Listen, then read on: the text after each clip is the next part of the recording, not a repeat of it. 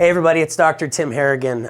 We look forward to having you in our office. I want to prep you a little bit before your first exam though. So always make sure on that first visit that you bring in your paperwork completely filled out for us, okay? It's very detailed. You only have to do this one time, but it helps us significantly with how we help you. Your history is very important with how we take care of our patients. So make sure these are 100% filled out before you come in. One of them is called a symptom survey. The symptom survey, read those instructions really well, by the way, because it's not your traditional questionnaire where you have a 1 that means mild, 2 is moderate, and 3 is severe. Read the instructions because a 1 simply means that you've had that symptom even just 1 or 2 times in the past 6 months. So it's a very different questionnaire than when I'm filling something out, maybe I have that symptom right there as you're filling it out. That's not what it's asking, okay? So a 3, which is the severe, which you'll see again when you read this a couple times, it means that you've had that symptom just once or twice in the past week. So keep in mind, just read those instructions really, really well. It's not your traditional questionnaire where you can just fill it out real quick. You really have to think about these questions and kind of think back. It's like, well, did I have, when I had pizza a week ago, did it cause heartburn? Or did I have this issue, digestive problem when I ate this type of food? So you really have to think about it because it's not necessarily asking how you feel exactly right now as I'm filling this out. So keep that in mind. Read those instructions very well. But again, just a reminder, bring these completely filled out to that first visit. We don't have extra time padded into that visit. We'll have to reschedule, unfortunately, if you're not able to complete these before that exam appointment, okay? And that's not a big deal. Just call us and we can reschedule that for when you have time to complete these 100% before you come in. 3 other things that I want you to prepare for. Try not to have any caffeine within at least a few hours before you come in for that exam. We're gonna be running such advanced tests that tell us your heart rate, circulatory type issues in the body, neurological things, whether you're in a fight or flight state versus a rest digest state, all these different things with the nervous system, with your chemistry, body composition, a urinalysis, and some of those things, so we can get an idea of your overall health. It's gonna give us a lens, a glimpse into all these different systems in your body because that's how our body functions. We can't isolate systems. They all affect each other. So try not to have any caffeine before you come in. Try not to exercise within a few hours before you come in as well because that may alter the tests a little bit. The other thing is nothing's invasive that we're doing when you come in for those tests. Everything is technology that's gonna be gathering information from your body. We're not gonna be putting anything in your body like an x-ray or anything like that. So everything is non-invasive. One test we won't do if you have a pacemaker